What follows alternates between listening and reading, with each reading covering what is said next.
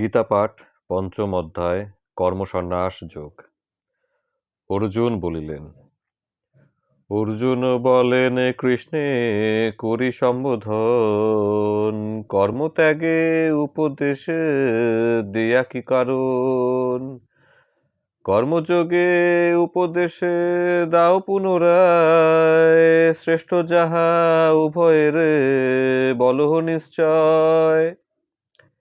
শ্রী ভগবান বলিলেন ভগবান শুনো ধনঞ্জয়, কর্মত্যাগে এই দুই হায়, মোক্ষদায়ী উভয়ে যেন সুনিশ্চয়, কর্মত্যাগ হতে শ্রেষ্ঠ কর্মযোগে হয়।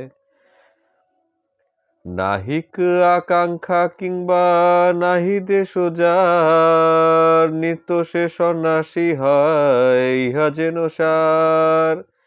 নির্দ্বন্দ্ব সে মহামতি সদা মুখে হাসি, সহজে বন্ধন মুক্ত হন সে সন্ন্যাসী। এক হাতে দুটি ফল লোভে জ্ঞানীগণ, এসার কথা তুমি করহ শ্রবণ। সেই জ্ঞান নিষ্ঠা সাধু লভে যে স্থান, কর্মযোগী কর্মফলে পান সে সম্মান। একরূপ দুই যোগ হেরিবেন যিনি, পরমার্থ প্রাপ্ত হন কেবল সে তিনি। কর্মভিন্ন ফল লাভ অতি অসম্ভব, ব্রহ্মলাভে কর্মযোগী শুনহ পাণ্ডব।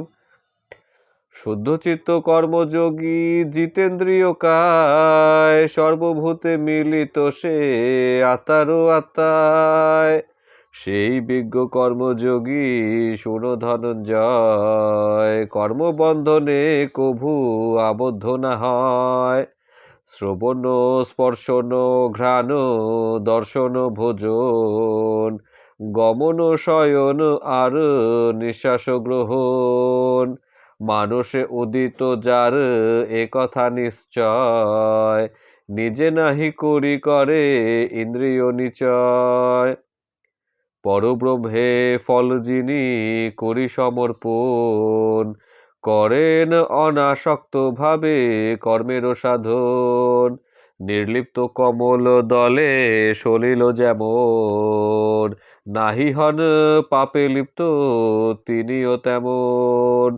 ত্যাজিয়া শক্তি ফলে কর্মযোগীগণ, বুদ্ধি আদি ইন্দ্রিয়াদি দিয়া কায় মন।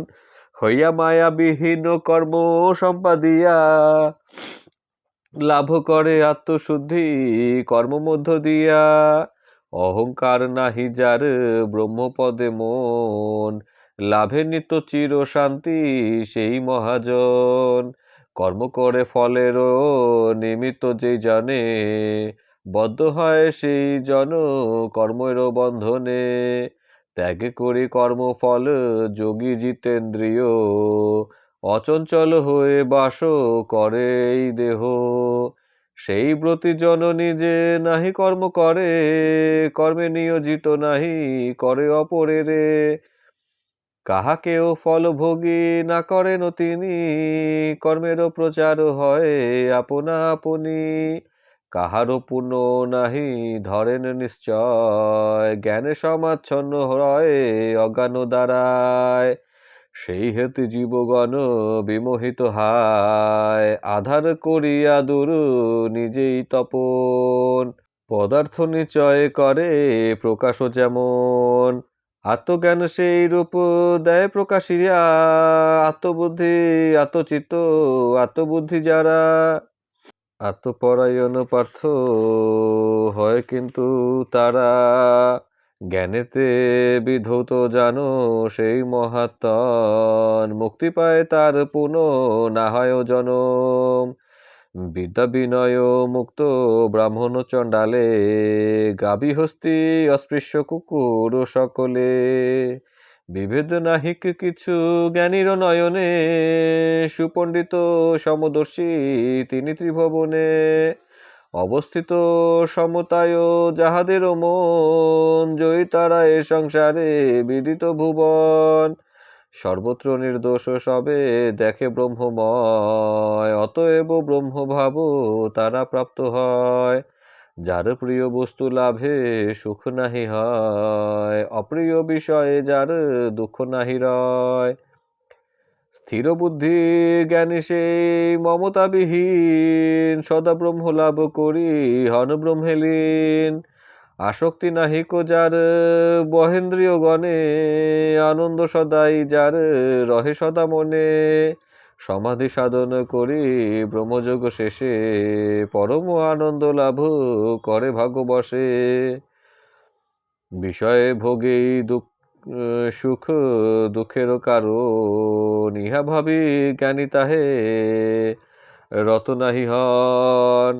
আমরণ সেই সব মহারথীগণ, ক্রাম ক্রোধ লোভ মোহ করে যে ধারণ। জ্ঞানী মহাযোগীগণ তাই সুখী হয়, সুপণ্ডিত ব্রহ্মবাদী শুনো মহাশয়। অন্তরেতে সুখ যার, অন্তরেতে আনন্দ, অন্তরেই দৃষ্টি যার সেই যোগী বৃন্দ। ব্রহ্মতেই স্থিত হয়ে ব্রহ্মতে নির্বাণ, সেই যোগী লভে শান্তি ওহে মতিয়ান। কামক্রোধ বিরহিত হৃদয় সংযত, সর্বভূত হিতে রত রহেন নিয়ত। অচিরে নির্বাণ লভে হেন ঋষিগণ, নিশ্চয় জানিয়া রাখো কুন্তীর নন্দন। কামক্রোধ বিরহিত জ্যোতিগণ যত, ইহ পরলোকে পান নির্বাণ সতত। বাহ্য বস্তু যত সব বাহিরে রাখিয়া, হৃদয় মধ্যেতে দৃষ্টি স্থাপন করিয়া। প্রাণ ও অপান বায়ু নাসাগ্রেতে রাখে, জিতেন্দ্রিয় মন বুদ্ধি ইচ্ছা রহে যার। সদা মুক্ত যেন তারে কুন্তীর কুমার। সর্বলোক মহেশ্বর বান্ধব সবার, নিরপেক্ষ হয়ে আমি করি উপখ্যান। এইভাবে যেই জন জানিবে আমায়, লভিবে অভয় শান্তি আমারও কৃপায়। সন্ন্যাস যোগ কহি পয়ার ছন্দেতে, রচিলেন ধনপতি পঞ্চম অধ্যায়তে।